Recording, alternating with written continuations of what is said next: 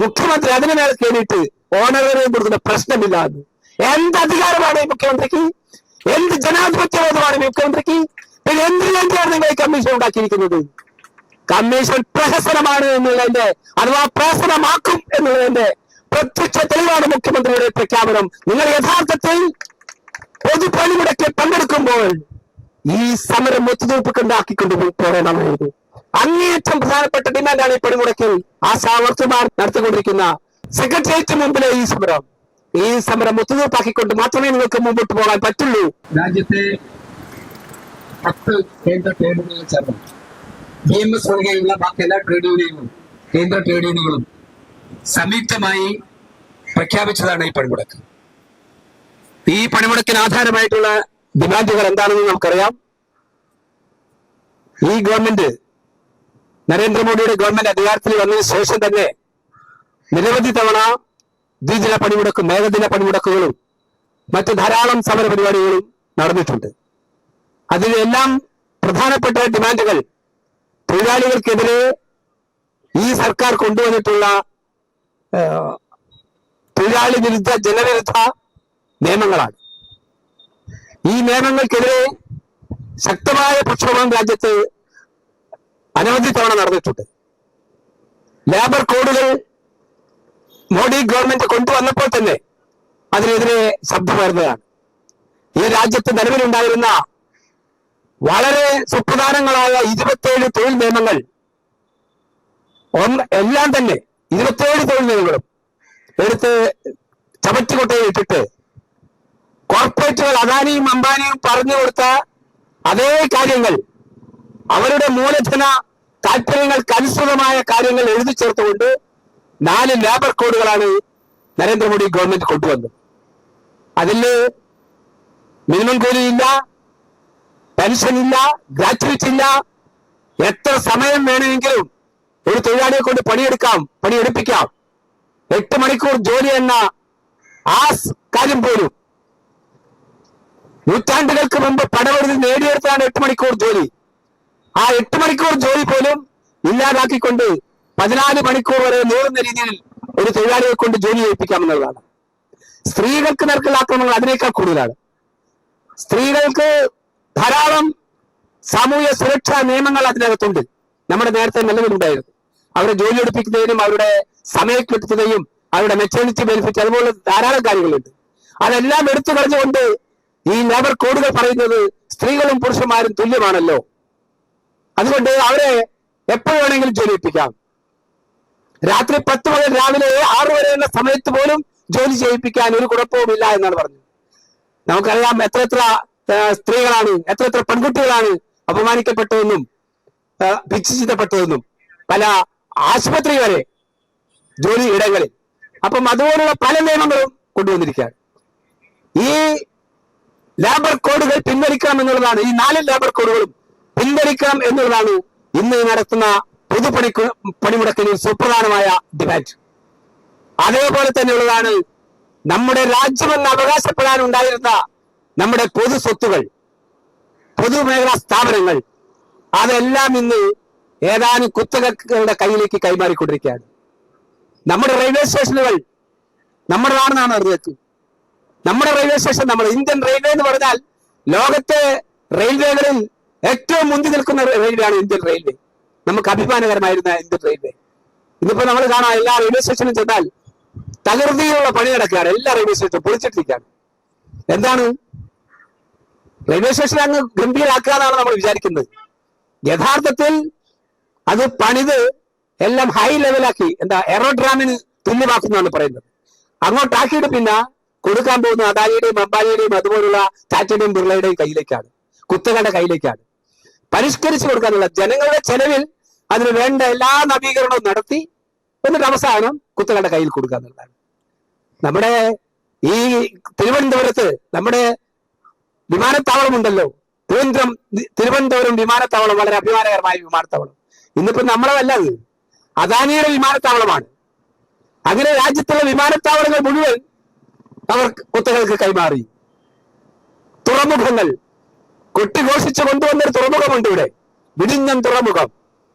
എന്തൊരു ഇതാണ് കാണിച്ചത്. അഭിമാനം കൊണ്ട് തുറമ്പെന്നാണ് പറഞ്ഞത്. ആരാണത്? അദാനിയുടെ തുറമുഖമാണ്, നമ്മുടെ രാജ്യത്തെ ജനങ്ങളുടെ തുറമുഖമല്ല. പക്ഷെ കാശ് ചെലവ് ചെയ്തതോ? ഈ ഇല്ലാത്ത കേരളത്തിന്റെ കാശ് പോലും ആയിരക്കണക്കിന് കോടി എടുത്ത് അദാനിക്ക് മറച്ചു കൊടുത്തുകൊണ്ട് കെട്ടിപ്പൊക്കിയ തുറമുഖം അദാനിയുടെ തുറമുഖം. അദാനി തുറമുഖം എന്നാണ് അറിയുന്നത്. ഇന്ത്യയിലെ തുറമുഖങ്ങളെല്ലാം മാറുന്നു, വിമാനത്താവളങ്ങൾ പോകുന്നു, തുറമുഖങ്ങൾ പോകുന്നു, നാഷണൽ ഹൈവേകൾ. കേരളത്തിലെ ഹൈവേയെ കുറിച്ച് വലിയ കൊട്ടിക്കൊട്ടിച്ചാണ് കൊണ്ടുവന്നിരുന്നത്. ഇപ്പൊ പൊട്ടിപ്പൊളിഞ്ഞു പോയി. പക്ഷെ ഇത് നാട്ടുകാരുടെയല്ല, അതെല്ലാം കിലോമീറ്റർ കണക്കിന് വെട്ടിമുറിച്ച് ഓരോ മുതലാളിക്കും കൊടുത്ത് അതിനെ കടന്നു പോകുമ്പോൾ ചുങ്കം കൊടുക്കണം. ചുങ്കപ്പാതയായി മാറിയിരിക്കുകയാണ്. രാജ്യത്തെ ദേശീയ പാതകൾ മുഴുവൻ കുത്തകളുടെ കയ്യിലേക്ക് കൊടുക്കുകയാണ്. ഞാൻ ഏറെ വിശദീകരിക്കേണ്ട കാര്യമില്ല. ഒരു രാജ്യത്തിൻ്റെതായ എല്ലാം പ്രതിരോധം വരെ, പ്രതിരോധ മേഖല എന്ന് പറഞ്ഞാൽ വളരെ തന്ത്രപ്രധാന മേഖല എന്നാണ് പറയുന്നത്. അതുപോലും ഇന്ന് അഖിലേന്ത്യാ തലത്തിൽ പണിമുടക്ക് ദേശീയ ട്രേഡ് യൂണിയനുകൾ, സെൻട്രൽ ട്രേഡ് യൂണിയൻ പ്രഖ്യാപിച്ചിട്ടുള്ളത്. നമ്മൾ അതിന് സജീവമാണ്.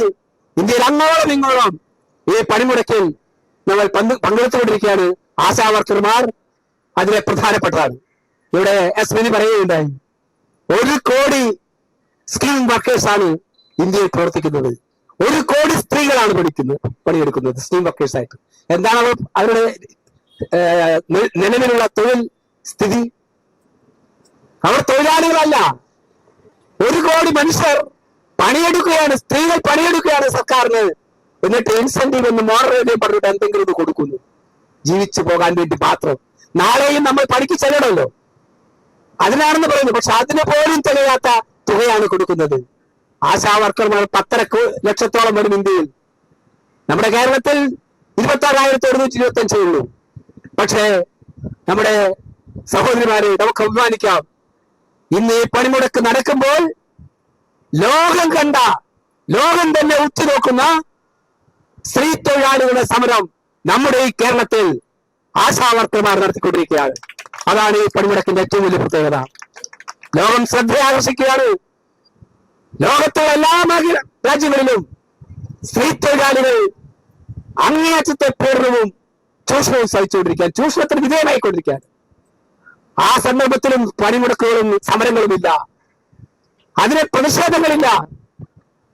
ആ സന്ദർഭത്തിലാണ് കേരളത്തിലെ ആശാ വർക്കർമാർ ഒരു സമരവുമായിട്ട് മുമ്പോട്ട് വന്നത്, സഹന സമരവുമായി മുമ്പോട്ട് വന്നത്, അതിജീവന സമരവുമായി മുമ്പോട്ട് വന്നത്. ഞങ്ങൾക്ക് ജീവിച്ചു പോകാൻ, പട്ടിണിയില്ലാതെ ജീവിക്കാൻ ഒരല്പം കൂലി കൂടുതൽ തരൂ, ഇതാണ് ഡിമാൻഡ്. ആ ഡിമാൻഡ് വെച്ചുകൊണ്ട് ഒരു സമരം തുടങ്ങുമ്പോൾ നമ്മൾ വിചാരിച്ചത് ഇടതുപക്ഷവും കമ്മ്യൂണിസവും പറയുന്ന നേതാക്കന്മാർ ഭരിക്കുന്ന ഈ നാട്ടിൽ 2 ദിവസത്തിനകം ഇത് അനുവദിച്ച് കിട്ടുമാണ്. പക്ഷേ ഏവരെയും അമ്പരപ്പിച്ചുകൊണ്ട് നമ്മൾ മാത്രമല്ല, ഈ ലോകത്തുള്ള ജനാധിപത്യ വിശ്വാസികളെയും ഇടതുപക്ഷ വിശ്വാസികളെയും അത്ഭുതപ്പെടുത്തിക്കൊണ്ട് ഈ നാട് ഭരിക്കുന്ന സഖാവ് പിണറായി വിജയനും കൂട്ടരും 151ാമത്തെ ദിവസത്തിലേക്ക് നമ്മളെ ഇവിടെ ഇരുത്തിയിരിക്കുകയാണ്. അത് ഇനിയും പോയേക്കാം. കാരണം അദ്ദേഹം ചികിത്സയ്ക്ക് പോകുന്നതിന്റെ തട്ടുതലയെന്ന് പറഞ്ഞത് ഓണറേറിയം കൂട്ടുന്ന പ്രശ്നമില്ലെന്നാണ്. ഓണറേറിയം കൂട്ടുന്ന പ്രശ്നമില്ലെന്ന് പ്രഖ്യാപിച്ചുകൊണ്ടാണ് പോയത്. ഏത് സമയത്ത് നമ്മൾ ഓർക്കണം, ഈ സർക്കാർക്ക് ഒരു കമ്മിറ്റി നിശ്ചയിച്ചു നമ്മളെ ചർച്ചയെ തുടർന്ന്. എന്നിട്ട് പറഞ്ഞു കമ്മിറ്റി എല്ലാം പരിഗണിക്കുന്നത്. ഒടുക്കം അതിന്റെ ഉത്തരവിറക്കി ഓണറേറിയം പ്രത്യേകം പറഞ്ഞിട്ടുള്ളത്. ഓണറേറിയം ഉൾപ്പെടെയുള്ള കാര്യങ്ങൾ ചർച്ച ചെയ്ത് പരിഹരിക്കുന്നതിന് വേണ്ടിയിട്ട് ആണ് ഈ കമ്മിറ്റി. അതിനു വേണ്ടിയിട്ട് ട്രേഡ് യൂണിയൻകാരെ വിളിച്ച് തെളിവെടുപ്പ് നടത്തി. നമ്മുടെ അഭിപ്രായങ്ങൾ കൊണ്ടു കൊടുത്തു കമ്മീഷന്റെ മുമ്പാകെ. ആ കമ്മീഷൻ തെളിവെടുപ്പ് നടത്തി ഓണറേറിയം ഉൾപ്പെടെയുള്ള കാര്യങ്ങൾ പരിഗണിക്കുന്നു. ഒരു ഭാഗത്ത് കമ്മീഷൻ പറഞ്ഞുകൊണ്ടിരിക്കുമ്പോഴാണ് പറയുന്നത് മുഖ്യമന്ത്രി അതിനു മേലെ കയറിയിട്ട് ഓണറേറിയം കൊടുക്കുന്ന പ്രശ്നമില്ല എന്ന്. എന്ത് അധികാരമാണ് ഈ മുഖ്യമന്ത്രിക്ക്? എന്ത് ജനാധിപത്യബോധമാണ് ഈ മുഖ്യമന്ത്രിക്ക്? പിന്നെ എന്തിനു വേണ്ടിയാണ് നിങ്ങൾ ഈ കമ്മീഷൻ ഉണ്ടാക്കിയിരിക്കുന്നത്? കമ്മീഷൻ പ്രഹസനമാണ് എന്നുള്ളതിന്റെ, അഥവാ പ്രഹസനമാക്കും എന്നുള്ളതിന്റെ പ്രത്യക്ഷ തെളിവാണ് മുഖ്യമന്ത്രിയുടെ പ്രഖ്യാപനം. ഓണറേറിയം കൊടുത്ത പ്രശ്നമില്ല എന്ന്. മുഖ്യമന്ത്രിയുടെ വീട്ടിൽ നിന്നും മുഖ്യമന്ത്രിയുടെ മരുമകന്റെയും മകളുടെയും വീട്ടിൽ നിന്നും കൊണ്ടുവന്ന് തരേണ്ടതില്ല. ഈ നാട്ടിലെ ജനങ്ങൾ പണിയെടുത്ത കാശാണ് ചോദിക്കുന്നത്. ഈ നാടിന്റെ ഖജനാവിൽ നിന്നും തരണമെന്നാണ്, കൂടിക്കൂടെ തരണമെന്നാണ് പറയുന്നത്. കൂലി ചോദിച്ചുകൊണ്ടൊരു സമരം നടക്കുമ്പോൾ ഇതാണ് നമ്മുടെ മുഖ്യമന്ത്രിയുടെയും ഈ ഇടതുപക്ഷ ഗവൺമെന്റിന്റെയും നിലപാട്. അതുകൊണ്ട് ഈ സമരത്തിൽ ഈ സർക്കാരിനെ പിന്തുണയ്ക്കുന്ന ട്രേഡ് യൂണിയനുകളുണ്ട്, അവരും ഈ സമരത്തിലാണ്, ഈ പണിമുടക്കലുണ്ട്. പക്ഷെ നമുക്ക് അവരോട് പറയാനുള്ളത്, നിങ്ങൾ ഇത് കൂടി ചിന്തിക്കണം. സംസ്ഥാന സർക്കാരുകൾ കാണിക്കുന്ന ഈ അങ്ങേയറ്റത്തെ തൊഴിലാളി നിലപാടിനോട് നിങ്ങൾ എന്ത് സമീപനം വെച്ച് പുലർത്തും? കേരളത്തിൽ നടക്കുന്ന ആശാസമരം, ലോകം ശ്രദ്ധയാകർഷിച്ചിരിക്കുന്ന ഈ ആശാസമരത്തോട് ഈ ട്രേഡ് യൂണിയൻ നേതാക്കന്മാരുടെ അഭിപ്രായം എന്താണെന്ന് പറയണം. ഇതെന്താണ് ഒരു സമരമല്ലേ? ഇതെന്താണ് ഒരു അവകാശമല്ലേ? അതോ കേരളത്തിൽ മാത്രം ഇതൊന്നും വേണ്ടാന്നാണോ? ശരിയാണ്, ലേബർ കോഡിലെ കാര്യങ്ങൾ ഉൾപ്പെടെ അതിലെ പല കാര്യങ്ങളും അത് കേരളത്തെ നടപ്പിലാക്കുന്നതിന് വേണ്ടി ചട്ടങ്ങൾ രൂപീകരിച്ച ഒരു സംസ്ഥാനമാണ് പിണറായി വിജയന്റെ കേരളം. ഖേദകരമാണ്, അങ്ങേയറ്റം ഖേദകരമാണ്. ഇടതുപക്ഷ കാര്യങ്ങൾ പറഞ്ഞുകൊണ്ട് തന്നെ ഇത് നടപ്പിലാക്കിക്കൊണ്ടിരിക്കുകയാണ്. അതുകൊണ്ട് നമ്മളെ സംബന്ധിച്ചിടത്തോളം ഈ ഡിമാൻഡുകൾ കേന്ദ്ര തലത്തിൽ സ്റ്റീം വർക്കേഴ്സും ആശാവർക്കർമാർക്ക് അഭിമുഖീകരിക്കുന്ന പ്രശ്നങ്ങൾ പറയുന്നതോടൊപ്പം തന്നെ ഈ സമരം ഒത്തുതീർപ്പാക്കാതെ 151 ദിവസമായി ഇവിടെ സമരം ചെയ്യുന്ന ഈ സമരം ഒത്തുതീർപ്പാക്കാതെ നിങ്ങൾക്ക് മുന്നോട്ട് പോകാൻ കഴിയില്ല. നിങ്ങൾക്ക് അങ്ങനെ കഴിയുള്ളൂ.